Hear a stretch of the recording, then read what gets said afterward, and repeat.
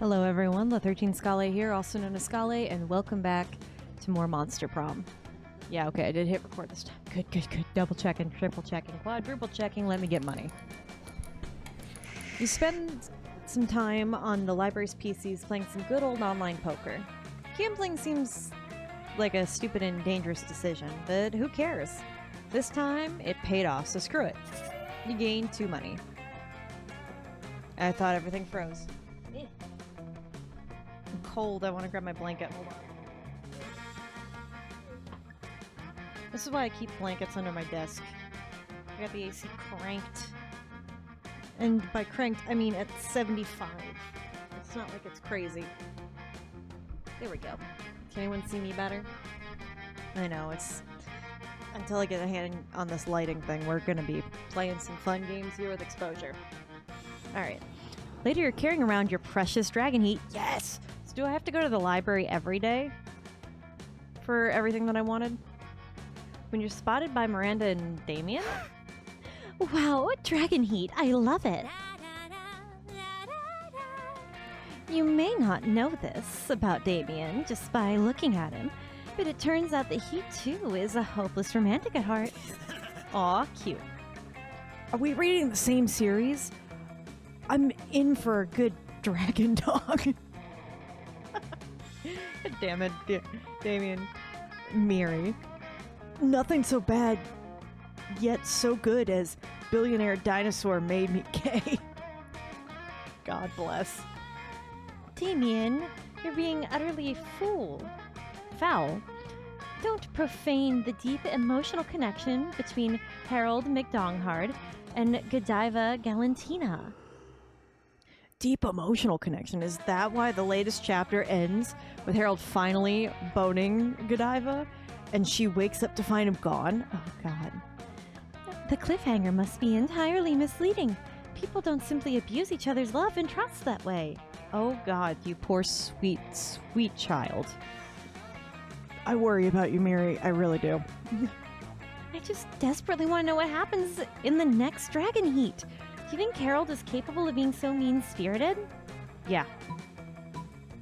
True art imitates life. Let's look at Damien's sexy messages to see what he's capable of, shall we? Harold may or may not be a scoundrel, but love is alive and well.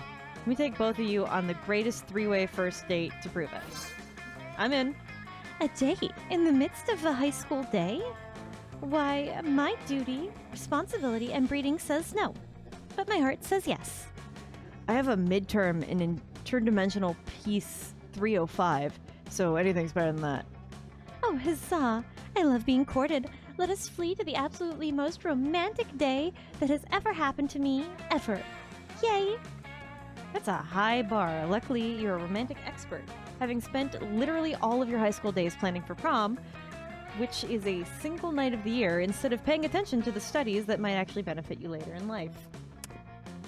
You show up with chocolates, flowers, and a bevy of mer slaves for Miranda, and a pack of matches and a gallon of gasoline for Damien. I know them so well. The three of you go on an absolutely splendid date, during which Damien only commits a few murders, and you gain 2 fun and 1 charm. God bless. So yeah, do I have to just keep going to the library? Is that how I do this event? Alright, let's go with these guys. You're just trying to enjoy your meal in peace, and then space twists itself to reveal the interdimensional prince. You are being a lot right now. Most glorious hero, thank the squid star I found you. I have been confounded by the most fiendish riddle. A riddle that has vexed me for days, nay, weeks. The riddle of how to change my ringtone on my new smartphone. This interface is more torturous, I should say, than my palace labyrinth. For real? You grab the prince's phone, change his ringtone to butts. All about those butts by the Booty Bros. My hero. What seems difficult to me is trivial to you. And then you even guessed which ringtone I desired, a true all-time classic from the 6th dimension. There's only one way I can repay you, by bestowing upon you a superpower of your choice.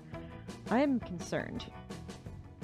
I can do that. I'm the prince of another dimension. I can do all kinds of crazy things you don't know about. All kinds of crazy things besides use his phone properly, apparently.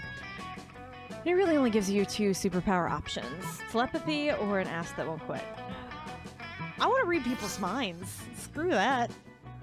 The prince whacks you on the head with his telepathy rod, granting you access to the minds of others. Right in the middle of a high school cafeteria at lunchtime. You are overwhelmed with images. A goblin's butt problems, a genie's foot fetish. Oh god. Two swamp creatures imagining each other naked. Well, you two should just go for it. It's too much. You plead with the prince to downgrade your telepathy, but only when you're drunk. Very well, your wish is my command. Perfect. Now I have an excuse to get drunk before every quiz. Until now, it's just regular alcoholism. You gain 4 smarts despite the total loss of brain cells. God bless me. I lucked out there. Let's do this. All right, to the library. I'm just gonna get more money and see where this takes me with the book thing. You spend your time sending malicious spam. People shouldn't fall for it. I lose 10 karma but get 2 money. You're making your daily protection payment to Vero when suddenly... Oh god, he's here. Everyone, stop what you're doing and look at my majestic visage. Oh, the interdimensional prince. Muscling in on my territory, are you? Oh, not at all, my darling Viperess. I'm here strictly in the business capacity. Business, you say? I'm all ears. Well, except for my snakes, which are all tongues and teeth. Ooh. It's simple economics, my love. You're an aspiring crime kingpin. I'm a prince. I propose a merger. A merger of our resources. Our minds, our bodies, and our spirits. Interesting. Oh no, Vera's getting out her calculator. She decides this merger is financially viable. Good luck asking her to prom. But how will you undermine Vera's confidence in the prince's financial status? Place all of his gold with fish. Steal all of his money with your high-frequency trading algorithm, Carl. Do I have the smarts to pull that off? Nope. Dang, I should have gone with the other one. You assemble a crack team of interdimensional criminals to heist the prince's vault success. You arrive back at school to find the prince dancing with glee. I'm rich beyond my wildest dreams. Some benevolent interloper mysteriously replaced all my useless gold with precious fish. Are you telling me that in your dimension, fish are incredibly valuable, whereas gold is worthless? Why, of course. Isn't that how it is everywhere? My god. The potential for arbitrage is... You know, I think this is the start of a beautiful business relationship. Well, this isn't what you wanted at all, and Miranda's probably going to wonder what happened to all of her fish. Oh well, you lose 2 smarts and 1 creativity. Ah, screw it. Who cares? Who cares? Oh god. Can my webcam stop doing that for like a second? Oh, sorry everybody. Deactivate and reactivate. Hello? Thank you. Appreciate you. Alright. Well, no, that's a store now. Oh god. Where do I go? Smarts? The day you listen to your elders and learn a valuable lesson. Yeah. Anyway, I get my 2 smarts back. Teacher hands back your latest test and Vera glares at hers, all of her snakes hissing. Uh-oh. This is ridiculous. I mean, A+ is nice, sure. But look at this joke of a test, monster history. What's the point of all this? Nobody has ever become a millionaire thanks to their knowledge of monster history. This high school isn't preparing me for real life. I disagree. I think by learning history, you're gonna be a much more successful business venture in the future. Because if you find out how other schemes have failed in the past, then you'll know how to not repeat them. It's just preparing me for mediocrity. This is outrageous. I'm allergic to mediocrity. You there, I need a pep talk. Tell me about my bright career prospects. My job skills are being the best, having fabulous hair, and telling people that they're ugly. There's gotta be a job out there for me. You've got to tell me what it is. Right now. Oh god. Have you considered judging a monster reality television? I hear there's an opening on America's Next Top Monster. It needs college. The financial system is designed to benefit sociopaths just like you. Look, I've worked out the perfect investment strategy on the spreadsheet. Just do the monster. Yeah. A marvelous idea. What better way to share my objectively correct opinions with the world? Crafting artisanal insults? Making talentless hacks cry? It's a role I was born to play. Anthem is too lowbrow for me, though. I'm thinking RuPaul's Drag Race. Now that's a show. There's no vacancy at present, but I'm sure one can be arranged. Later on, you learn that RuPaul has been banished by a well-known exorcist for hire. You don't have to wonder who's responsible, but you get 2 money and 1 creativity, so I guess that's a win. I suppose. I guess we're gonna sit with the coven? You're enjoying your meal in peace when you hear an unmistakable sound of 3 throats clearing, not cutthroats. Ahem. Oh, apologies. Yes, hello. As you know, it is customary for a benevolent witch coven to have, as an ally, a malevolent creature of some sort. And since Liam has apparently decided he's too cool for us now, I mean, because of your incredible resume and good looks, we've decided to accept you on a trial basis as our supernatural companion for 1 adventure. An adventure not exceeding 3 episodes, or the Eclipse main plot arc. This is definitely supposed to be Buffy, I get that, but is that why we were having a Spike reference with Liam? As consideration for your willing participation, we'll even allow you a choice of the adventure. 3 episodes. You could knock out 1 of these adventures by the end of lunch. Actually sounds fun. Covens give you 2 options. Stop the crime ghost who's taking over children's bodies and using them to rob banks. You have a never-seen-before plan. Take on the greatest villain of all, income inequality. We're going for the ghosts. You put a stop to the crime ghost's crime in the only way you know how, with fake beards. It's working. Now that all the children have fake beards, the crime ghost can't tell that they're children. He's got no one to possess. Yep, that's totally your plan. You definitely didn't just start slapping beards on kids and hope for the best. Excellent.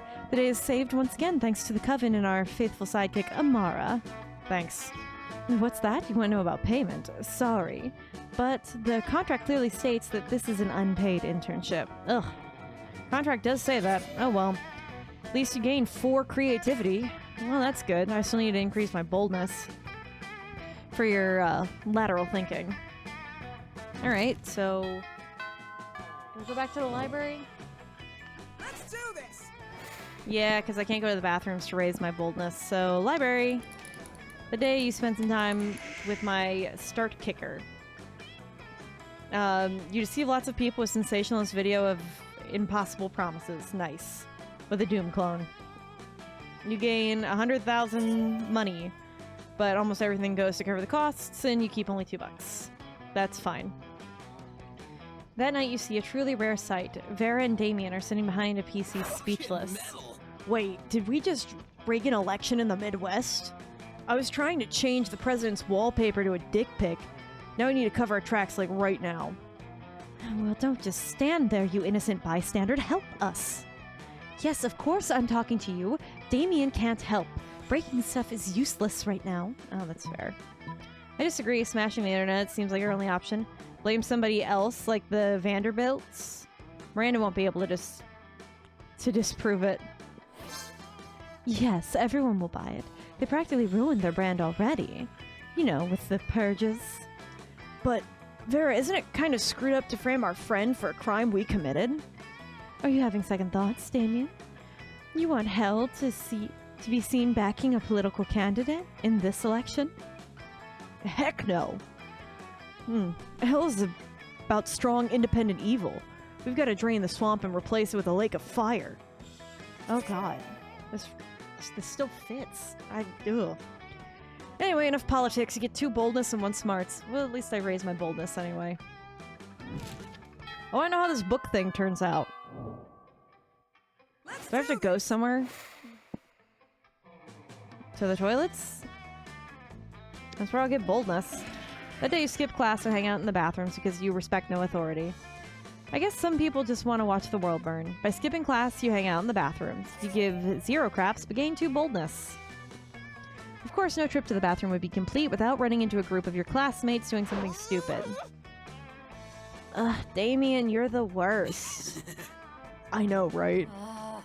She means in a bad way. Did you really have to set fire to the entire deck of cards? I don't know. Do the deck of cards have to keep dealing me crappy hands? Not necessarily. That's not how probability works. Well then, I guess I didn't necessarily need to set it on fire, but since when does that stop me? Well, now you've stopped all of us from playing poker. Now what are we gonna bet on? Mama needs a new pair of shoes. Why, do you keep, like, throwing up in them or something? Hey, you're a ghost. Whatever, she has legs. Yes, and I desire an almost, sexual pleasure from taking your money. So what's the new game? Oh, you know the perfect poker alternative. Russian roulette, the stock market. Oh, you fool. Don't tell them about the stock market? What's the stock market? Is it a place to go shopping? Do they sell drugs? Oh, holy crap, they have everything on here. Drugs, tanks, bombs, cigarettes, crude oils, grenades, you name it. Wow, let's go. No, don't go there. You're seriously misunderstanding the concept. But it's too late. Damien and Polly have already booked a flight to New York City. It's all over the news that night. Ghost and Demon kill/have smacks with New York Stock Exchange. Oh god. You find your 3 friends at school the next day, all upset for different reasons. My portfolio. Ruined, you imbeciles crashed the stock market overnight. Hey, you think you have it bad. They threw me in jail. It took me hours to burn my way out. You two have nothing to complain about. Did you know those stockbrokers were all on so much coke they couldn't even get it up? Polly, Damien, and Vera may not agree on what the problem is, but they do agree on who the problem is, so you lose 2 fun and 1 money. Oh. I mean, I could use some more money. We're gonna just keep going till this ends. I guess we'll hang out over here. You're desperately trying to enjoy your meal in peace, but Coach insists on striking up a conversation. Oh god. Hey there, bud, what you drinking? What? Milk. Well, that's hardly a drink at all. Everybody knows the drink is the backbone of a balanced lunch. And what would it be without backbones? I don't know, my doctor yells at me whenever I try to find out. But enough about that. Let's get you juiced. You can have sports sauce or muscle juice. Which will it be? Both. Whiskey. Both. Both. Both. What a bold choice. There we go. I got an achievement for that. Especially considering that these 2 liquids combined created a highly explosive liquid. But you know what they say, can't make an omelet without drinking a few explosives. Bottoms up! Grab 2 bottles from Coach and squirt them into your mouth. Cowabunga. Luckily your stomach is rated a Class 5 atomic bomb shelter, so you avoid any negative consequences. When your classmates see that you are literally drinking a bomb for no reason, they ceremoniously award you 4 boldness points. Heck yeah. Alright, what's next for us? Let's do this. It's the last evening. I don't know, where do I want to spend it? I don't need any more money. I guess we'll go outdoor and have a rave or something. Summons demons from the nightmare dimension. Oh god. Well, at least I get 2 fun out of it. You're doing the right thing that gives you the most life, reading Dragon Heat. Hey, there we go. We get to continue on at least Dragon Heat for 1 more night. When you're approached by Scott and Liam, I think those are the only 2 people that haven't talked about the book. Ah, fellow connoisseur of dracophilic arts. Here, Scott and I are also experts on the topic, an unexpected duo. Hey! Yeah, Liam and I are fandom buddies. We love to discuss the things we love on our favorite stuff's wikis and forums. That hurt my brain to read. We're the best fandom buds, even if we don't always agree. It's like Starco and Markapoo thing. What? Okay, first let's be clear. I engage in passionate fandom conversations only as an ironic way of celebrating low culture, which I truly despise. Second, for the 100th time after spending years in Hekapu's dimension, Marco is now actually in his 30s. So it isn't right if he dates a 16-year-old girl. Oh, that's fair. These details matter, Scott. Think of how wrong it would be for me in my 400 years to date people from the school if all of you were actually teenagers instead of being much more conveniently in your 20s. That's a good point. Anyway, enough meta discussion. Scott and I are here in a situation. Even if our opinions differ, we agree our opinions are superior in comparison to the rest of the strangers on the Dragon Heat Wiki. Yeah, to that. Liam here is, like, super smart, and I'm a good boy, so my idea should be good too. But people on the wiki can be really mean sometimes. We need to gain their respect so we can convince them to be good boys too. Scott's right. We need to somehow earn the role of moderators so we can show all those lesser beings who's boss when it comes to the Dragon Heat fandom. But how? I'm sure it'll give us an absurd yet effective idea for solutions, as can be expected from good old Amara. Let's ask them nicely if they can stop behaving like internet trolls and start respecting your opinions instead. No. Let's write a powerful fanfic set on the Dragon Heat Wiki where you're depicted as the coolest users who should be respected. Because, yeah, just asking them nicely ain't gonna work. Yes, let's fight wielding arts as our weapons.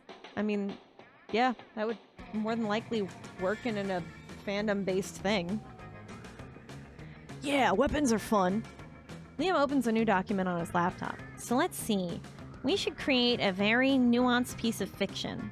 What about the three of us and the 3,000 or 34,927 users of the Dragon Heat Wiki community were co-workers at a bookshop? I don't know about a bookshop, but I'm here for that. Delightfully disruptive, Scott. Keep going. Okay. So we're all mean to each other, like in real life, except the town's mayor is visiting the bookshop next month, and it turns out that we're breaking the law. Because in this universe, people can't work in bookshops if they're single. And we're all single, not good. Oh, the height of conflict. I can even feel it in my fingertips. Amazing. Don't stop. Okay. Then we all fake that we're married together. You know, I'm writing a story. I've put it on pause, but it does involve a fake marriage. So that, you know, they actually fall in love, because I do like that trope, but whatever. So anyway, then we all fake that we're married together. The 34,930 of us, okay? Smartly unexpected and astute facade. The tension is overwhelming. Faking a marriage. We all learn more about each other. Mayor comes and he's happy and everyone is happy until a really bad blizzard comes to town, trapping everyone in the bookshop. Uh-oh. Monsterkind versus nature, the oldest of rivalries. So, Liam, who's like a super smart guy, says, "Hi, I'm Liam the vampire. I suggest we all snuggle together to get warm." Desperate situation calls for desperate measures. Yes. And then the blizzard goes away, and everyone is happy and has learned to respect each other thanks to the snuggling together, and they all say, "We're saved, hooray to Liam for being smart, hooray to Scott for being such a good boy, and hooray to Amara for proposing the creation of this nice fanfiction." A very meta final touch, Scott. Okay, a masterpiece has been born. Let's post it to the wiki so that it is deservedly immortalized. Some hours later, the users of the Dragon Heat Wiki start to comment about how moving your fanfiction was, how they've met their inner feelings thanks to it, and how they're now capable of acknowledging your leadership skills. So they make the three of you moderators. Art truly opens people's minds, Scott. I must admit, we've done a true fanfic-a-trois. Hooray! Oh, fanfic-a-trois, ooh la la. You've truly impressed these two, you smexy creature mother effer. You gain 2 charm and 1 creativity. Well, I guess that works out. Who are you taking to prom? None of them. Me, myself, and I. Thank you. Yeah, of course I'm going alone. That's the whole point. You ask nobody to prom. Because as cool as prom might be, it won't ever be half as cool as Dragon Heat. Oh. Is that how I do these? Goodbye to social anxiety and hello to elaborate plots to get various dragon hotties to bang. Dragon Heat! So you spend your prom night at home reading Dragon Heat. Oh my god. I didn't expect this. I was gonna just see what happens if I go to prom alone, but whatever. Who wants to cope with boring real life when you can enjoy an imaginary one? And what an imaginary life. Countless epic adventures that always eventually turn into lots of awesome dragon smecks. Also, you've heard that they're working on some kind of Dragon Heat dating sim. Life is wonderful. Best at being alone. Well, that's fine. I got a secret ending for that? Do I still have to just go by myself again? Do I have to do this all over again? I don't know. We'll see. Well, let's see how this ending plays out for us. The 6 weeks may have been the most epic and absurd weeks of our lives. Alright. Everyone falling in love, friendship, learning about who they best could be, and you know what? Life, like it always does, life happened and it was wonderful. Okay, there we go. Damien became a renowned drag racer until he died in the most badass way during a race. No, Damien! No! At the funeral, you spot him hidden among the crowd. He winked at you. Oh, okay. After some years, the prince's dimension became a democracy, mostly due to public discontent with royalty that spends most of the time in other dimensions. Despite that, the prince keeps on annoying high schoolers. Still wrong on so many levels. Valid. Vera keeps being fierce, strong, and stunning. Some haters once said adult life would put that mean girl in her place. But you know what? Vera ended up making adult life her own servant. Just go with Miranda on that. Oh, for those 6 weeks, Monster Prom seemed larger than life, and just like that, it was gone. A battle for Monster Prom might have ended then, but there were plenty of battles left in the war called youth. Once again, we were young and unafraid and ready to start. I might have to play this again to get my own go myself. Okay. I've unlocked 5 new images in the gallery. Let's go look. Okay. I don't know which ones are new. No. I wanted to see the rest of it. Oh. Probably one of them is the dragon thing. Yep, that was one of them. Did we get anything else cool? I don't know. Probably the triple date somewhere. Anybody? Triple date? Oh, I was hoping. Oh well, it's fine. I don't think I got anything new here. Oh, that's cute. I'm glad with what they finally picked, but got some great fan art. I'm in. What was that? Oh, I'm in for it. Alright. Well, that's all the time that we've got for this episode. I might have to do another run of just sending Amara on herself to prom because... well, we spent it at home reading Dragon Heat. Who'd have guessed? Maybe I shouldn't have picked any of the event stuff, but I really enjoyed the Dragon Heat stuff. So, since that's all the time that we've got, take care, everybody.